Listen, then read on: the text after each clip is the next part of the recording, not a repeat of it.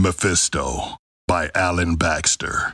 I need a volunteer.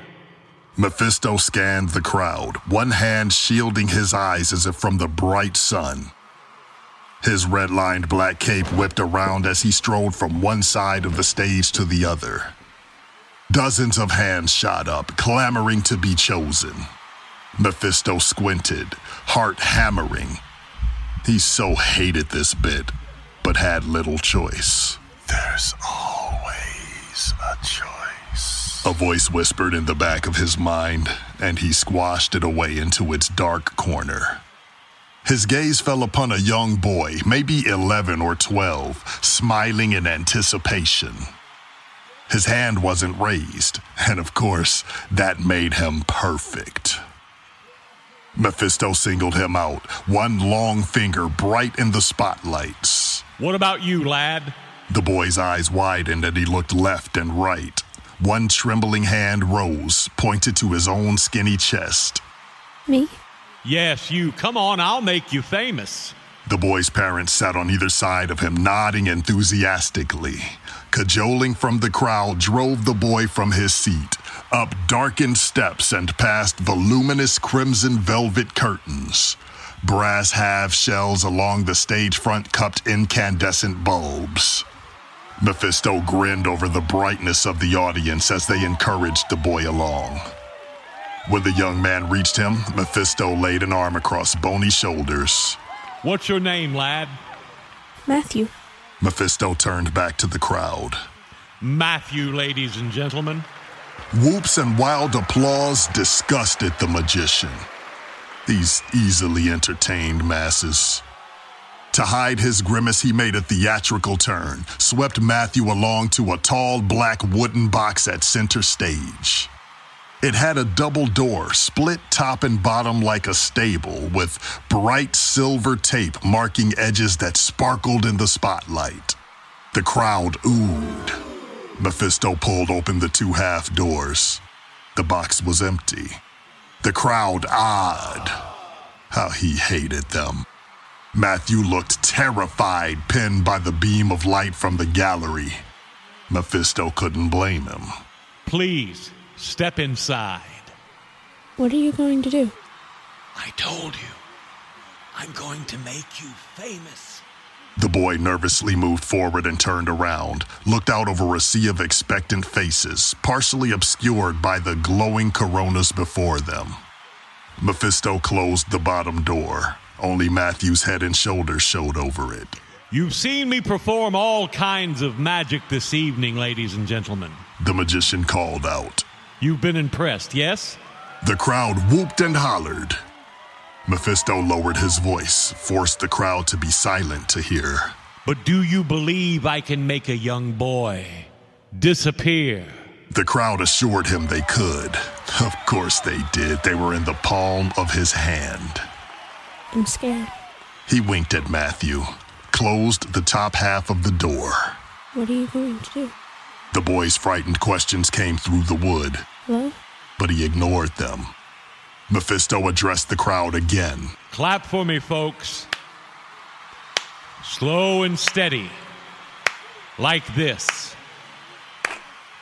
He set a measured rhythmic applause going. As the audience carried it, he raised his hands high. The energy from this room full of sheep was powerful. But that was ever the case. Never underestimate the malleable vigor of people in large numbers. Their desperate need for entertainment to muffle, however briefly, mundane lives. He let that energy rush through him, absorbed it, mutated it. He spoke the words. A low roar like distant water powering through a canyon rose in the auditorium. It built up, rising with the frenzied clapping of the audience. They felt it more than heard it. Clapped faster and faster. Began to cheer and laugh and bay. Mephisto drew that power in and the roar rose to a deafening crescendo. Sparks and flames burst out around the box and quickly vanished. The box stood dark and still. The crowd gasped and faltered. The noise sank away like a tide, until silence rang in the theater. Mephisto slowly lowered his arms and a grin spread across his face. He turned and threw open the doors. Young Matthew was nowhere to be seen. The crowd erupted in applause and laughter. Mephisto strode to the front of the stage and bowed once, twice, thrice. With a sweep of his cape, he turned and walked swiftly into the darkened wings. The last thing he saw was the nervous smiles on the faces of Matthew's parents, the empty chair between them. He packed quickly in his dressing room while the crowd's approval sounded slightly muted through the walls. He stuffed his magician's garb into his hard leather case and put on the shabby suit and scuffed shoes that disguised him with their normalcy.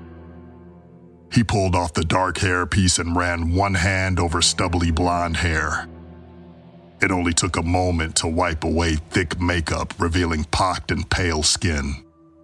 In just a couple of minutes, he was done, grabbed his case, and left by the stage door, into a grimy alley. A dark shadow, vaguely man-shaped, awaited him. Beside the shadow, a smaller presence trembled, emanating terror. "Thank you, George," the shadow said. "Mephisto, really?" George shrugged. As good as any. I'm running out of names. It's fitting, though, isn't it? The shadow laughed, a terrible sound. "Same time next year, George." The magician scowled, pushed past the darkness, wincing at its icy presence. Yes.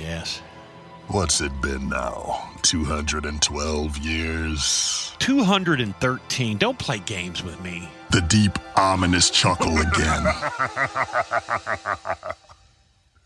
"Anytime you want it to end, just come to me. I'll be happy to have you." The shadow winked out with a burst of frost before George could reply. He ground his teeth, hating himself, hating people, hating everything, and scurried from the alley. As he turned down the street away from the theater, he heard a woman's voice inside, high-pitched in anguish, screaming for someone to do something. He hunched into himself and made for the train station. The end.